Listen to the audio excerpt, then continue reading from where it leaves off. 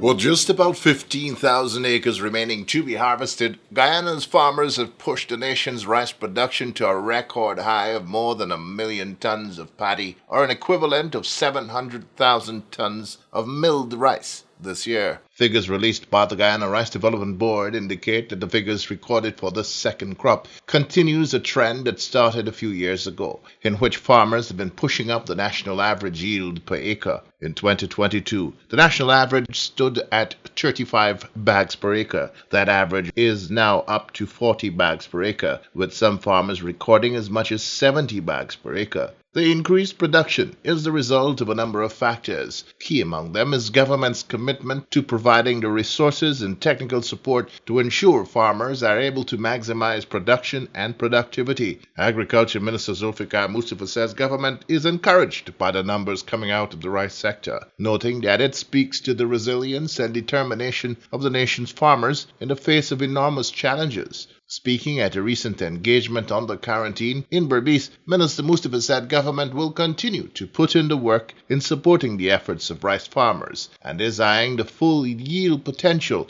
of the new varieties of rice now available to them. Since the starting of rice planting in our country, since our foreparents came to Guyana, introduced that activity into our country, for the first time in the history of this country, we have surpassed the 700,000 ton mark in rice production. That's an achievement for us. That's an achievement for us. And I am telling you, by the end of the year, because there are a number of some areas already, about 15,000 acres remain to be harvested, we will produce approximately 725,000 tons of rice.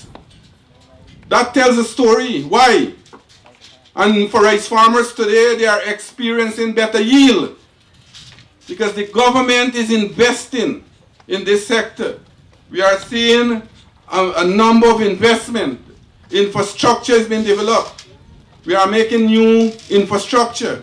A number of new canals are being built. Farm to market road.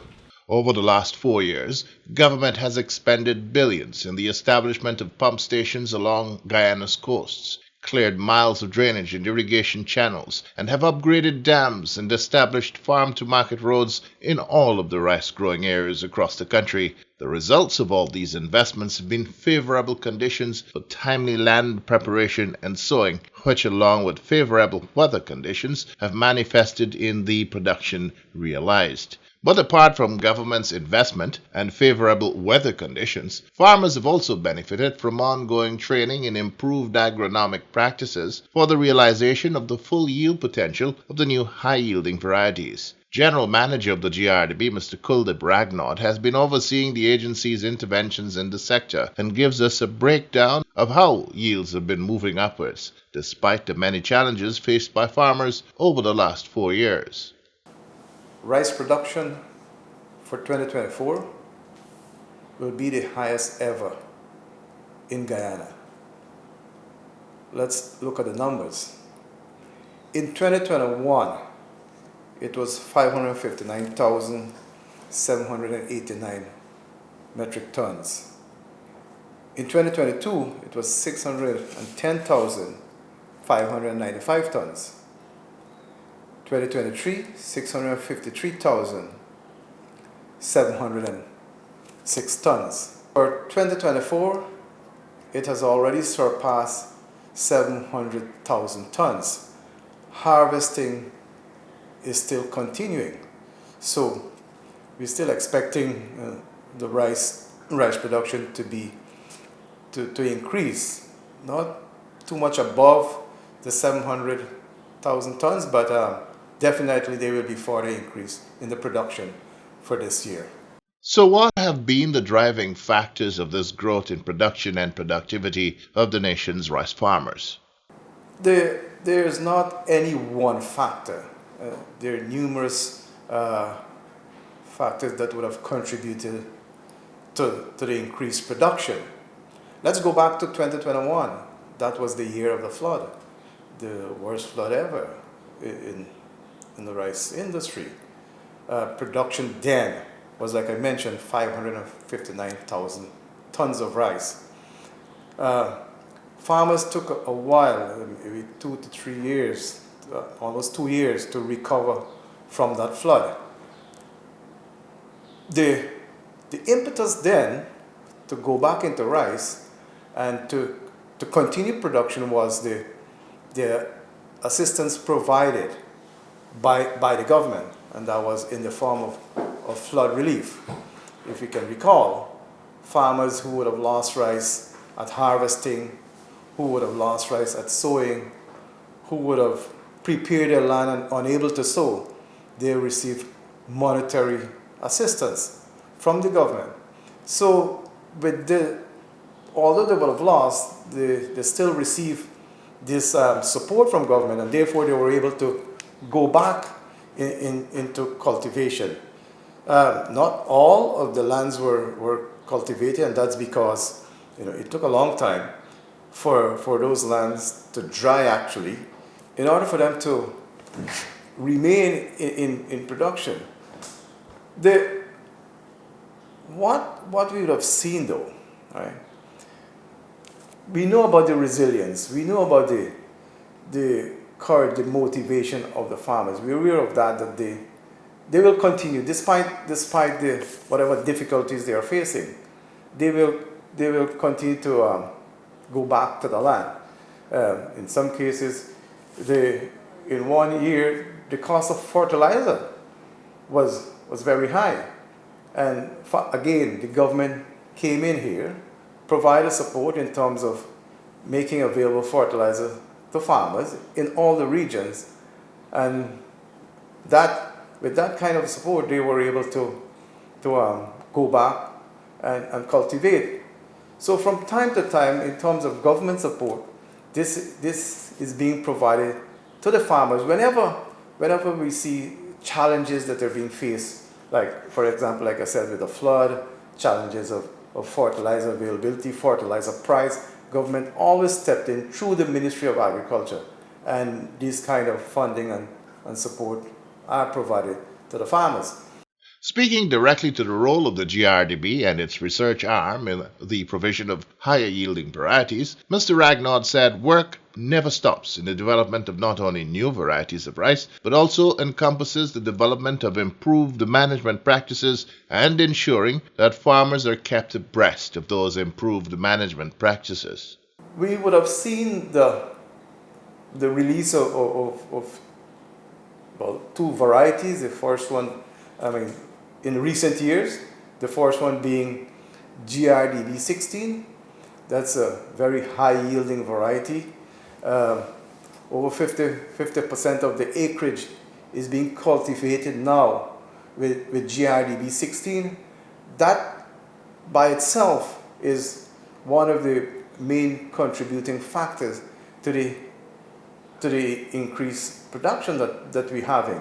Also, farmers over the years, through our intensive training program, they have become more knowledgeable in rice production, and they are adopting more improved practices in managing their rice.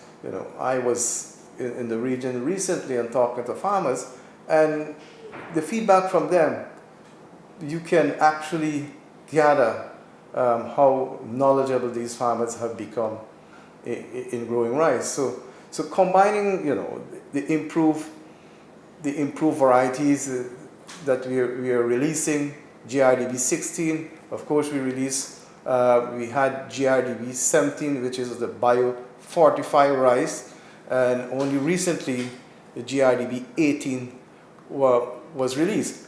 These variety, every time a variety is being released by the GRDB, the key and critical area that we focus on is yield, and we try as much as possible to improve on the yields in every release of a variety. GRDB 17, that was a little different. The yield is also good, but this is a zinc fortified rice, and that's why this variety is so special, because it's being fortified with zinc, and we all know the benefits of having of zinc as part of our nutrition. A critical part of the GRDB's job is to ensure that farmers across the country are provided with quality seed paddy for the various high-yielding varieties. And over the years, this has been an area of growth for the agency, with the refurbishment of several of the seed processing facilities in Region 6 and in Region 2. This, together with private producers of seed paddy, has resulted in adequate supply for every crop. Pest and disease management has also been a big focus of the research arm of the GRDB, which, together with interventions by government, has resulted in the timely control of paddy bug infestations this past crop. In terms of pest and disease management, we've had incidents of paddy bug. It always reminds us of its presence, because from time to time, it raises its ugly head, as we would want to call it. But this crop here, and this is the second crop of 2024, where the harvesting is near ending. At the beginning of the crop, we actually saw presence of paddy bugs in the field. Not in the field, but in the dams and the meres. And we brought it to the attention of the minister. He called an emergency meeting of all the stakeholders, including NARI, so it was millers, farmers, and NARI. And we came up with a strategy to manage the paddy bug in the early stages. And that was to provide chemicals, labor, pay for the labor, and also the fuel, especially that was in Region 2, where the jackal spurs were used. So the GRDB provided the fuel and the labor and the labor costs for those farmers who were spraying the dams and the mere. We also, GRDB would have provided the chemical to all the farmers, or to farmers in all the region. So they by themselves could have gone and sprayed the dams and the mere. That timely intervention would have seen paddy bug in the later stages becoming, I can say, non-existent, because you hardly had paddy bug being present in the fields. The damaged grain at the mills was like 1 to 3% in the majority of the cases. Millers continue to say how good the quality of paddy was this season. They have received excellent quality of paddy. The yields have been tremendous. We are harvesting or achieving over 40 bags per acre. 4 years ago, 5 years ago, it was like 32, 33 bags per acre. So the yields have increased significantly. And all these factors that I mentioned did contribute to this increased yield. We cannot forget one of the main components here, which is the DNI. And that is the support that the Ministry of Government, through the Ministry of Agriculture, is providing to farmers. As mentioned by Mr. Racknott, the quality of paddy taken to the mills this crop has been extraordinary. I spoke with the managing director of Nan Prasad and Company Limited, Mr. Mohindra Prasad, for his take on the quality of the paddy supplied to his mills. He says it's the best he has seen in years. The crop just concluded, and it was a very good crop for us and the farmer. And why I say it's good for us and the farmer is because of the quality of the paddy. It's a long time we never have such a good quality of paddy that we receive as a miller, and that by itself make our work in the factory much easier. Take in consideration that last crop, it's the worst crop that I ever seen or I ever purchased since being in rice planting, then rice milling. I hope last crop is a history, and the current crop that we just concluded beat our current and future, and even better it by a few percent more. Because the things with when you have a high quality of paddy, the price of the paddy go up for the farmer. The weight of the paddy go up for the farmer. So what happened? The farmers enjoy more money, more profit in two ways, by quality and by weight.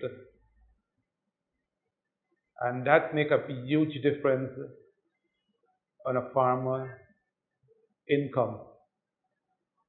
And whatever we achieved for the last season, we need to know how we achieve it and do the same thing a little more every crop, so we can better the quality every crop in the future to come. If not in a whole lot of difference, but let's target a small few percent. If it's a 3% better, it's a lot.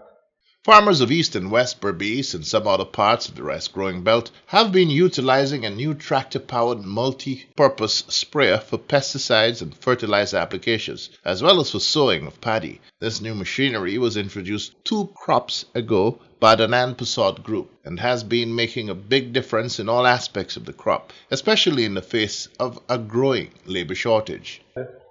We have contributed something into it by bringing the homemade tractors that for the spraying, the fertilizing of the field. And that have make a big difference with the quality of spraying, the quality of fertilizing, and also knowing that in Region 6 here and throughout the country, we have a labor shortage. So what happens when you have a shortage?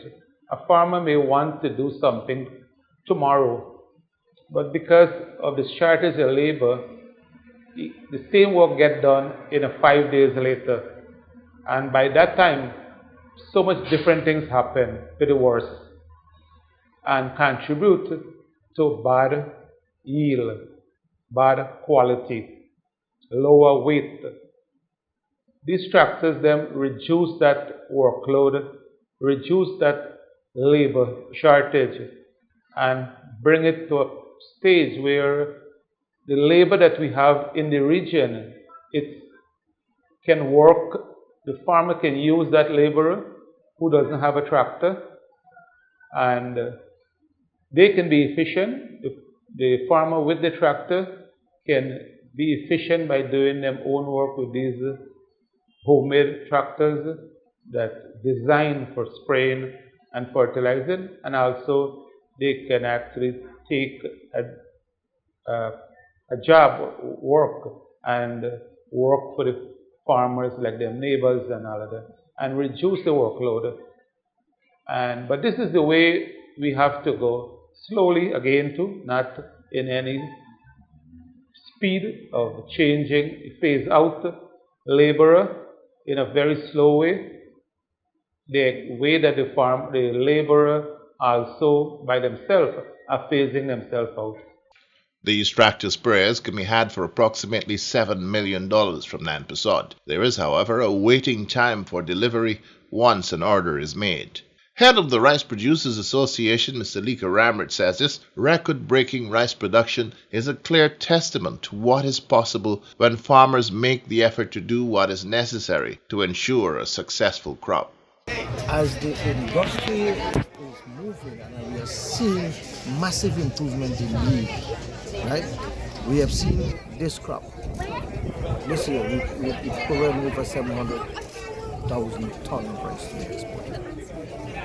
This really comes from the farmers themselves being more actively involved in agriculture rather than this throwback style of farming.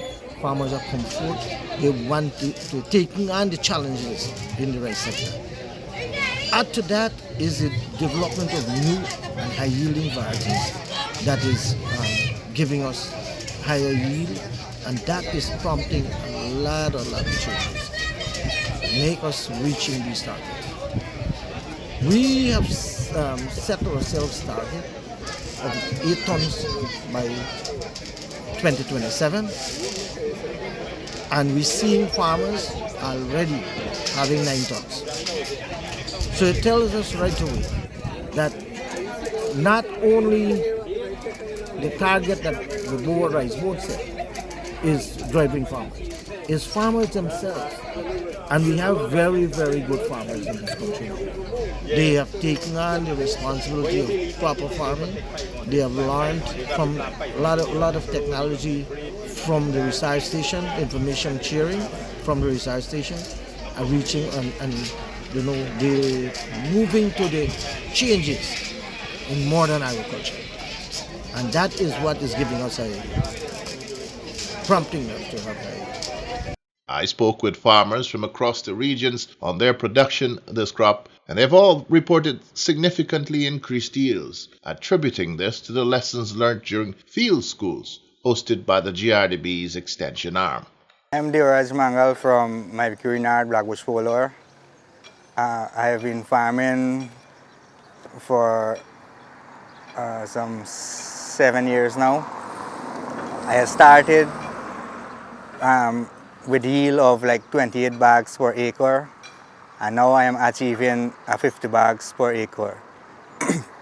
All because of the extension officer, the better quality of seed products that we have from the GRDB, and we're using better field practices because of the field schools that GRDB taught us, and we are achieving a very better yield, and we are looking forward for a better yield come this crop because now we have a new variety which is the GRDB 18. My name is Gupti Babulal, living at Johanna South, 126. I'm planting 15-acre rice, and at present now I'm planting the variety 16 for the past couple of years. Before 4 years back, I used to plant the other variety that GRDB recommend, like 16, 12. Used to plant 12. It was get little yield from 12, but now since I start planting this 16, I got in more yield from the 16 rather than the 12. So I cut off the 12 and I plant the 16 now. My name is Sicharan Suku. I live at my Bikuri. 16 acre in my Bikuri, sowing, planting, and 7.5 at Yakasari. So before, like last like 6 year, 5 year, yield we used to get like around 25, 28 baht per acre. But being that now, extension officer with advice and a little training session, they advise to like you plow and then you irrigate water, you grow out all the drop seed, like tap overhead and so, and then you plow back and you work back normal. So you not get much drop seed, and from that experience and the little guidance from the GRDB with good variety now, super variety, you yield now like around 49, around 53, and so as normal. Some farmer cut more, but since we start to do the plowing and the irrigation and grow the drop seed, well then we start to get the thing, and then chemical, add chemical on it, drugs before sowing the paddy, and it help you with little resistance, a little blast, and so. So from that, you can motivate a little bit more in different way. You get a little more earning. The costs are high in rice, yes, but you get a little good earning because of the yield. We're from the Lancaster Wim area, and between me and my dad, we do like about 140 acres of rice. And for like since GRDB on board with us, we have been having tremendous like yields. We follow all the steps that they educate us about. And normally we used to like struggle to make like 15 bags per acre. Now we do like, we pass that, we get like 35 to 40. My name is Kino Paul, cultivating Considerance background and part in Adventure. In Adventure, the years I was getting 4 years of cultivating about 8 acres in Adventure. And the years I was getting about 2-3 years ago, it was like about 25 bags an acre. Working with GRDB from last crop, the guys there, I ended up getting about like 40 bags an acre in Adventure. In Considerance, I was getting a pretty low yield, like about 20 something bags an acre. Last crop I cut 30 something bags an acre. So I'm improving in this section of the rice. My name is Jadi Sigmund. I'm a farmer on the Essequibo Coast. I was farming like many years, since a small boy growing up with my father. I see what he's doing and I follow up from that. And he get old and I take over. Majority of the land I just rent. I just rent from my father and more other people in the community. 4 years ago back, it's like about 35, 38, 34 bags per acre, but I get into the extension officer, the GRDB man, and him try to help me out and help me a lot. That share them view and learn from them, and and I start picking up. Then come and do test me land them and get soil test done, and and they help me a lot with it. Show me what to do with the fertilizer, how to show the doses of fertilizer, what to do on the land, what I mean. Help me a lot with it.